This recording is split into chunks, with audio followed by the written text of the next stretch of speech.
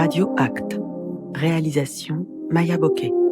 Une fiction radiophonique conçue avec les élèves de l'atelier théâtre du lycée Louis Aragon d'Héricourt. Vous écoutez un podcast de Radioma, la radio de création de ma scène nationale.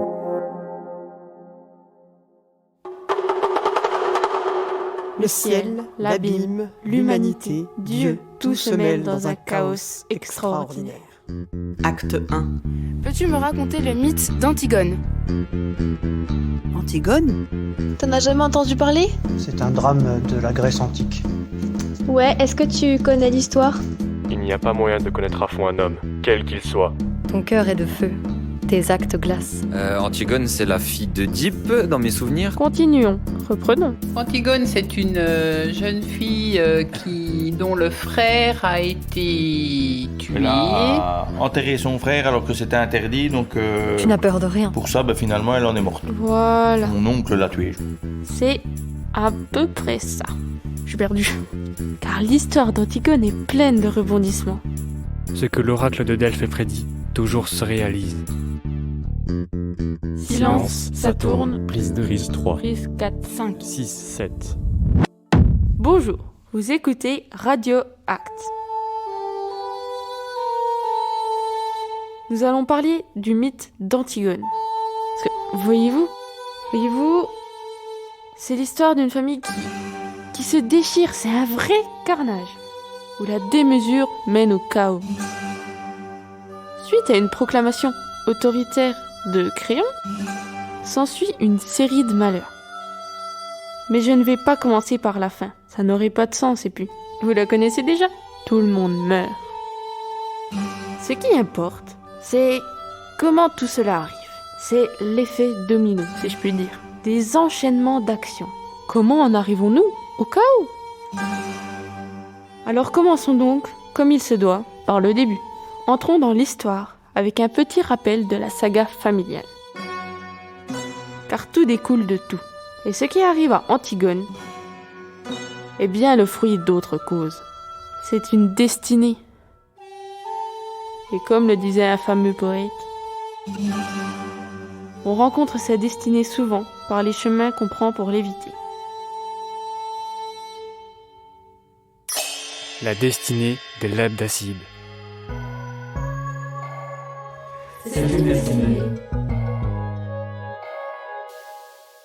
Dans la mythologie grecque, les Labdacides sont les descendants de Labdakos, roi de Thèbes, et forment la dynastie royale de cette cité. Précisons que sur la carte du monde grec, Thèbes se trouve en plein milieu, en Béotie, à 60 km au nord d'Athènes. Labdakos, donc, avait pour père Polydoros, qui avait lui-même pour père Cadmos, le fondateur de Thèbes, donne naissance à un fils, Laios. Et c'est avec Laios que tout commence. Laios, on le verra plus tard, est le père d'Œdipe. Mais il est important de s'arrêter un moment sur ce personnage, car c'est avec lui que la malédiction commence.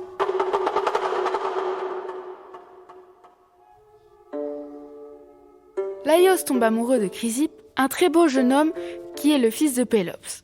Il lui fait une cour assidue, il l'emmène avec lui sur son char, il lui apprend la vie et en même temps, il essaye d'avoir avec lui une relation érotique.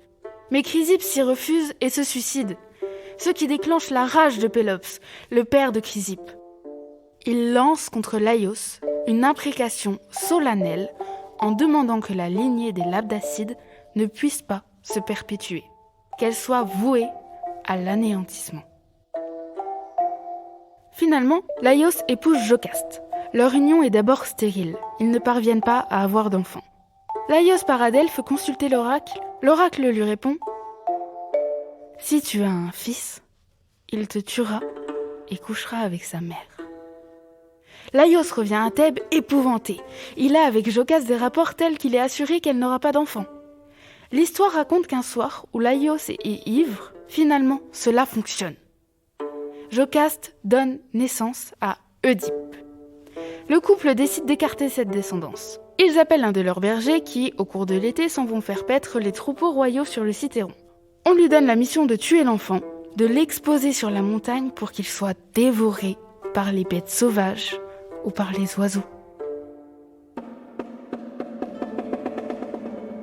Le berger se saisit du nouveau-né, il arrive dans la montagne avec ses troupeaux, et l'enfant lui sourit. Il hésite. Va-t-il l'abandonner là ? La suite, on la connaît. Ce que l'oracle de Delphes prédit. Toujours se réalise.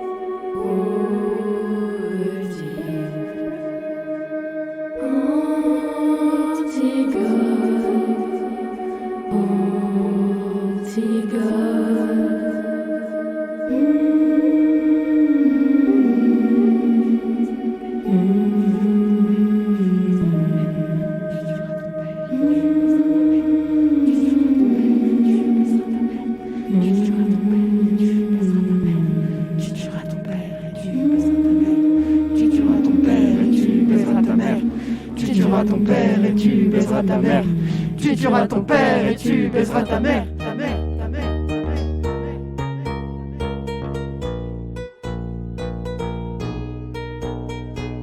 Tu tueras ton père. Tu baiseras ta mère. Tu tueras ton père. Tu baiseras ta mère. Oh, Oedipe, ta destinée, tu ne peux l'éviter. Funeste hymen qui t'a donné la vie dans ces mêmes flancs où tu fus renfermé. Tu feras rentrer ce sang dont tu es formé. Par là tu produiras des fils et des frères, des sœurs, des femmes et des mères. Et tout ce que du sort, la maligne fureur, fit jamais voir au jour et de honte et d'horreur. T'es un monstre, Oedipe. Un monstre, Oedipe. Car tu tueras ton père et tu baiseras ta mère. Tu auras des fils qui seront tes frères. Tu auras une fille ensevelie sous terre, mais tu ne le sais pas, tu ne le sais pas. Tu agis persuadé de faire le bien, marche en contournant le chemin que tu crains. Les dieux décident de ton destin. Les dieux décident de ton destin. Tu ne seras jamais maître. Tu n'aurais jamais dû naître. Tu paieras le tribut de ton ancêtre. Tu garderas couler le sang de tes héritiers. T'as mal choisi ta route. L'Olympe en a rien à foutre. T'as cru bien faire. Tu tuas ton père. Tu baisas ta mère. Merci Xavier, merci. Et merci Jade pour ce petit rappel très instructif sur les débuts de la saga des Labdacides. Reprenons maintenant le fil de notre histoire. Et voyons de plus près comment Antigone poursuit la destinée d'une fratrie maudite. Quand débute la pièce de Sophocle, nous sommes au lendemain de la bataille qui s'est conclue par la victoire de Thèbes. Les deux frères se sont en effet entretués. Ils se sont disputés l'héritage d'Oedipe, les armes à la main. Et Théocle a gardé abusivement le pouvoir qu'il devait rendre à son frère, comme convenu initialement. Polynice, évincé, se réfugie à Argos, épouse la fille du roi, lève une armée et vient récupérer sa part d'héritage, sûr de son bon droit et de sa victoire. Mais les Argiens sont battus, et résultat, les deux frères sont morts.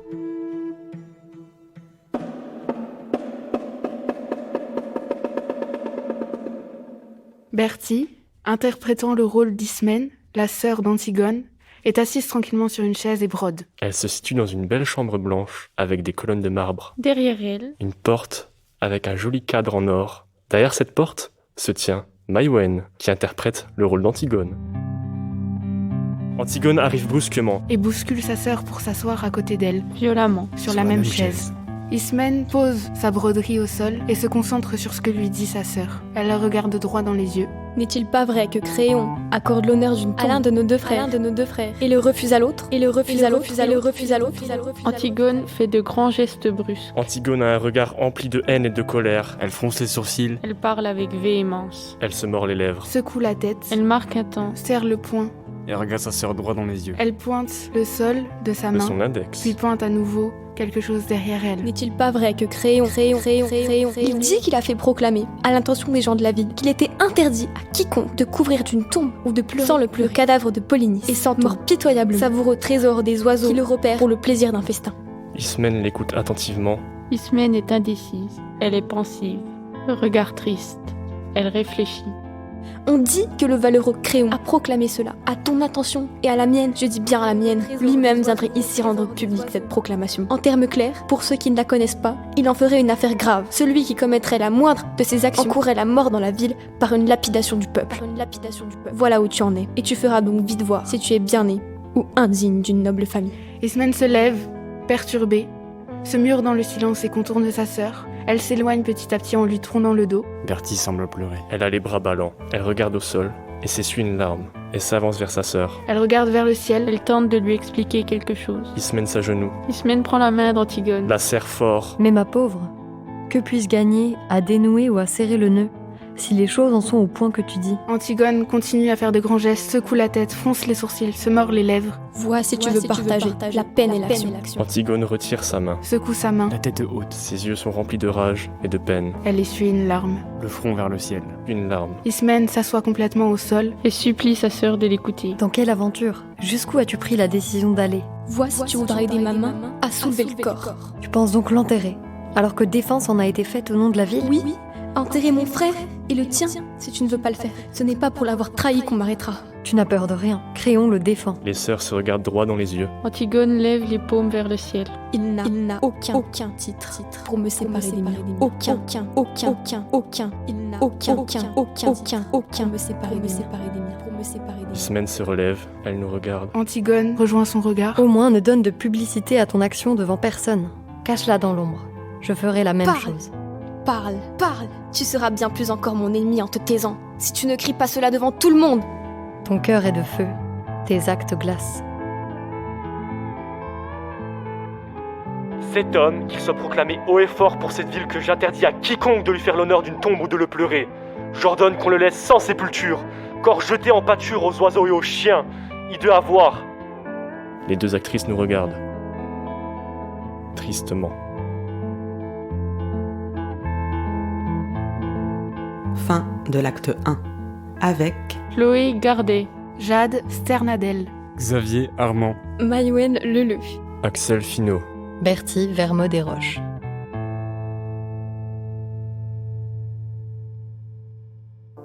Retrouvez Radioma, la radio de création de ma scène nationale, sur radioma.eu.